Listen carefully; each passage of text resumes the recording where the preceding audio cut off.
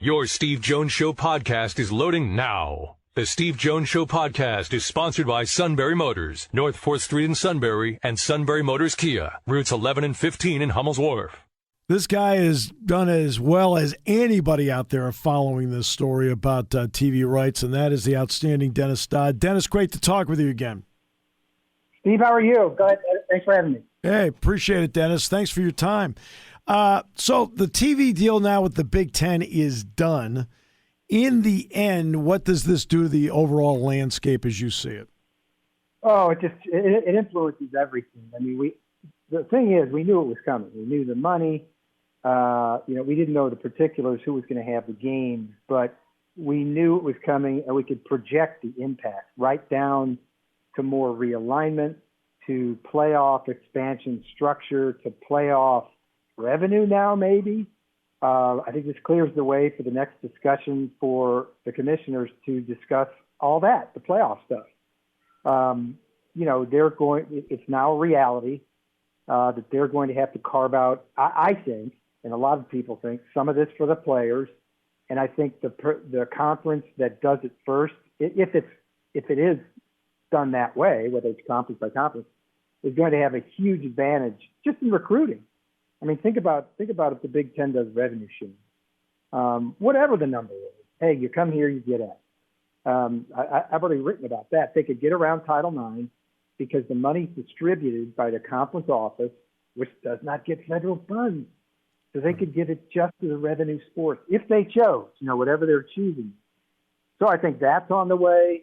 The games themselves are going to be great. And I think it's a win for the consumer when you think about broadcast television. Everybody's talking about broadcast television is dying. No, you're going to have to go to CBS, NBC, and Fox to see most of these games.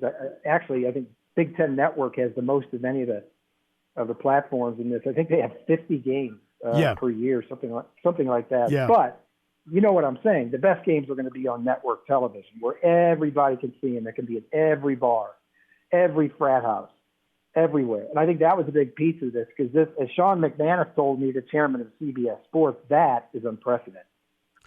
The fact, too, I think there are only a couple of mild surprises in here. One was the fact that if they're going to do any streaming, it's Peacock. And CBS, yeah. Yeah, CBS will do Paramount, but it sounds like they're going to simulcast with Paramount.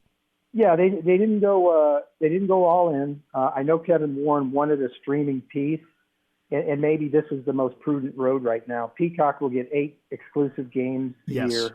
And so, the Big Ten can manipulate those games to, drive people to them. I mean, I think you remember in 1994 when ESPN2 launched and everybody lost their minds because they couldn't see Duke, Carolina. That was a brilliant marketing move because it launched ESPN2. You had to get it. Same thing maybe there. Paramount Plus on the CBS platform is going to simulcast their games. So maybe that helps when you're on your phone, stuff like that. But I think it's coming. I think the streaming revolution in sports broadcasting is coming. This was a little step. And then the other one is that Fox gets 4 of the 7 Big Ten football championship games. CBS gets 2, NBC gets 1. They made sure they tossed a bone to the other 2 partners. I'm told that was by industry sources that was huge, that the expectation was, because Fox already had the primary rights. What we're reading right now is second and third tier rights.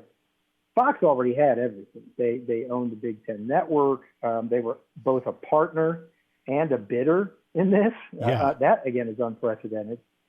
But when that came out, I had industry people tell me they were shocked that Fox would give up any of those championship games. And I think it's, again, great for the networks, great for the consumer. It's like it's a Super Bowl setup, where one of the networks gets a Super Bowl every year. CBS gets 2, Fox gets 4, NBC gets 1. And they can all outdo each other with, the production they put on. And again, so I think the consumer benefits from that effect. Revenue, by the way, this doesn't include the college football playoff money. It doesn't include the bowl games. It doesn't include the NCAA tournament. I'm not even sure if the numbers they put out today include BTN, to be honest about it. So, I mean, the number is actually way higher when you add that in, because when the Big Ten gives out Yeah, you hear like Michigan's distribution number. That's for everything. That's not just the TV number. Yeah, that's BTN has a separate 990 tax return. Yes. But on this deal, BTN was included. So I'm just assuming it includes BTN. There was no language to that effect that it wasn't. But again, we've writers media have been reporting since the beginning it was 80 to 100 million. And if you go 1.2 billion, which I've reported, divided by 16, that's 75 million. You add in tournament and bowl revenue, you easily get to 80 million. Yeah. Now, per school, all of this is backloaded. Yes. Because it'll be small in the beginning and big at the end. And it's just think of an AAV, think of an average annual value, and that's what this is. And that's the best way to refer to it. But the money is significant. I mean, they're going to be. I'm being conservative here.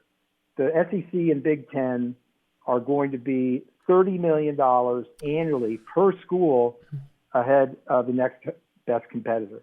And I frankly think it's probably more like 40 at the end of the day because Pac-12, Big 12 haven't gotten done yet. And not only haven't gotten done, but now they're vulnerable because no Texas, no Oklahoma, no USC, UCLA. So you're right, the gap could be great because ESPN can sit there and say, hey, look, we still want to carry you, but we want to do it more under our terms and not just your terms. Yeah, because they're not involved in this, again, that's unprecedented. They had a 40-year relationship with ESPN and the Big Ten. They can now be a quote-unquote kingmaker between, the Pac-12 and the Big 12. What do they want? What is best for them? Is it a 16-team Big 12 with 4 Pac-12s? Is it like they stand now, 10 and 12? How does ESPN make the most money?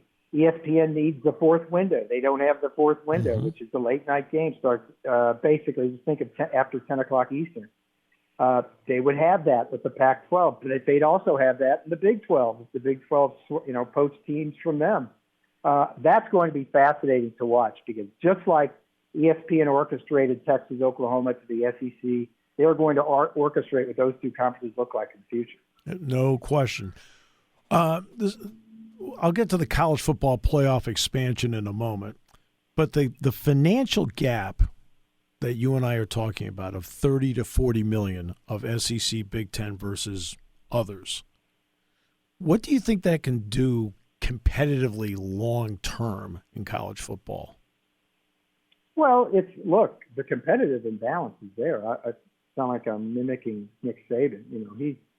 He ought to know better than anybody else. He created a large piece of it, and the SEC did. So that's there. Yeah. It's going to be harder to beat those guys.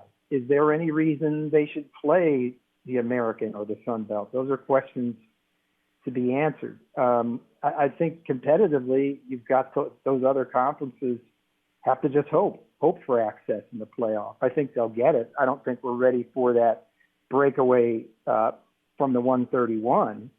Yeah. But I think the next discussion to be had is over playoff expansion and playoff revenue. Then we'll know, because as I quoted an administrator in that main news story saying it's not even worth talking about anymore. It's not a Power 5, it's a Power 2.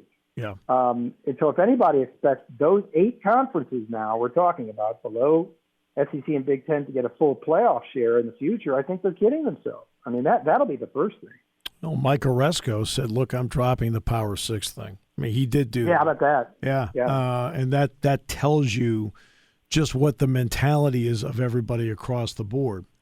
Notre Dame at some point will get, they'll have a deal negotiated with somebody as to what they're going to do, whether it's with NBC or whether they decide and look at the landscape and say we need a conference. How important is access to the college football playoff for Notre Dame as a priority? Well, let me go back one step. I think most people's conclusion right now that Notre Dame's going to stay independent. Yeah. I don't think any of this would happen today or yesterday. That's right. Forces them into a conference. I agree. Because they're going to be accounted for in playoff expansion. We already knew that from the 12 mock. Right, and that they were going to get right, and that's why I asked the question the way I did. That priority is the chip that keeps them from a conference. Yeah, they have access. So they're going to have access, whether it's 12, certainly if it's 16. 16, that's a great story to do. Go back right now and see, just take how many times that Notre Dame finished in the top 16 of the AP poll. There's your answer about their access. Mm-hmm. I would imagine that's a pretty big percentage. They would probably get, pretty good access in 16, and certainly with 12, where it was modeled that they would never get a first-round bye, but in exchange for that would not have to play, or obviously doesn't have to play a conference championship game. And they were fine with that. They didn't want to put, they would have to win 4 games in any given year, or was it 3? I think it's 3 to get to the championship. 3 games in any given year, whether they were ranked 1 or 15. Right. And that was their trade-off to get access. Right, exactly. With the expansion of the college football playoff, there's been concern that, when you're not on ESPN, you don't get talked about. That's the NHL argument for years. If there is an expansion from 12 or to 16, in all likelihood, that means multiple media partners. Does that then take away the fact, hey, look, they don't talk about you, but it doesn't matter. We still get in. Yeah, I think this is, in a way, a win for ESPN, and they can keep their powder dry for bidding on the playoffs. Yes, I think what you're right, Steve. We're resigned to the fact that it's not going to be a single carrier anymore. I mean, just look what happened today. Look at the money that was made from that. Frankly, college football is the only entity I can think of at that level that doesn't have multiple partners. Baseball has it, hockey has it, NFL has it, NBA has it for the championship. So that's going to happen. The other part of that, I should remind, I was told yesterday ESPN is not necessarily out of the Big Ten deal as we're speaking about it right now. I think Kevin Warren still wants to expand. I think he would. I had a person call me and ask desperately, had I heard about Cal, Oregon, Stanford, and Washington? And I said, not since I wrote it late last month. That was yesterday. Apparently that's going around. So that's not dead yet. And guess who would pick that up if the Big Ten wanted to go to 20 teams, to go to whole hog for July 1st of next year when this contract starts? ESPN at a discounted rate, because the rights holders have already determined they're not worth, what are we talking about, $80 million per year. Right. Maybe ESPN does a separate deal and just pays for those games. I mean, I don't know. I'm just speculating at a lower rate. Well, yeah, because right now, if you went to them and said, let's just use the basic number of 80. We need $320 million more per year because we're adding 4 schools. Nobody's going to do that, but at a different rate, which would be the Rutgers rate until 2027, right? Because Rutgers doesn't get a full cut till 2027 because they've borrowed so much money. I mean, now you start doing it that way. Now you can jury rig your deal, right? Yeah, and you can sell. You've got more inventory. You're monopolizing the market, which this whole discussion is about that.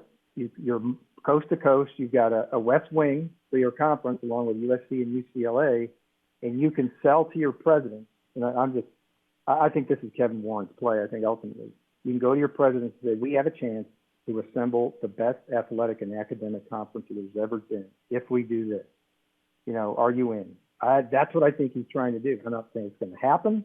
I think that's the attempt. And by the way, on the academic side, all 4 are AAU schools. Yep. So and that plays big with the Big Ten presidents and chancellors. Yeah. Oh, that's what I'm saying. I mean, Stanford, Cal. Yep. In no way would you figure Cal would be part of it. I know. But the 3 best brands left that are quote unquote available are Oregon, Washington, and then to a lesser degree Stanford. Cal's almost a throw-in academically. Right. We can talk about Clemson, Florida State, Miami, but again, they're bound by a 14-year contract or 14 years left in it, and there's no signs that look like they're going to leave that.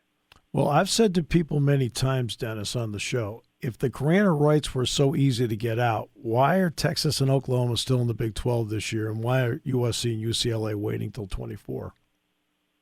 Well, because they're not easy to get out, and in particular, the Big 12. I'm intimately not involved. I've seen the grant of rights. Yeah, it's a huge legal document.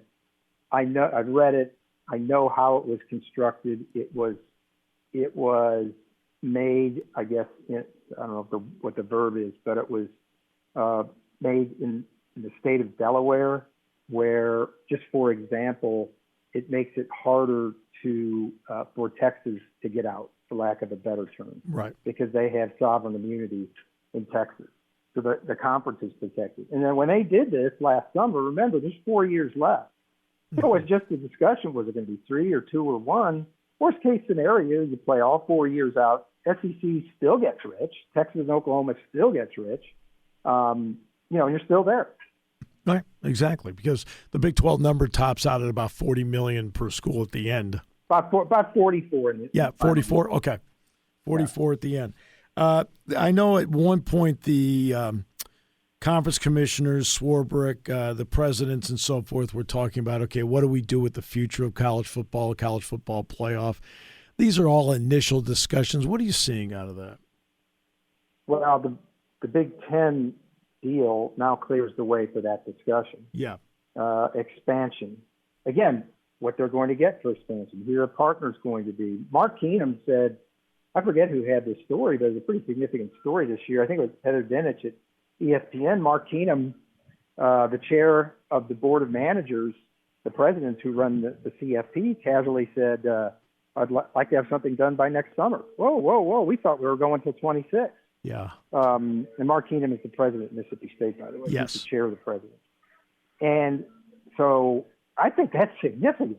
I think that was a message being sent to the commissioners. If you bring us something, we'll do it. I was told in that January 10th meeting that in Indianapolis, remember that, the day of the championship game where they shot it down? Yep. I was told that the presidents came in there thinking, well, all we have to do is rubber stamp this. And there were so many issues going into that meeting. We found out with the alliance, with the 3 conferences that voted against it, they weren't even informed on that stuff. I'm not blaming them. I'm just telling you what happened. Now this thing's had time to breathe, play out. You can do the pros and cons of 12 or 16. You know what money's involved, with the SEC and Big Ten. You can put it out to bid. And you've got those presidents, if they're academically inclined, they have to be conscientious to the athlete and all this. That's why I think revenue sharing is coming.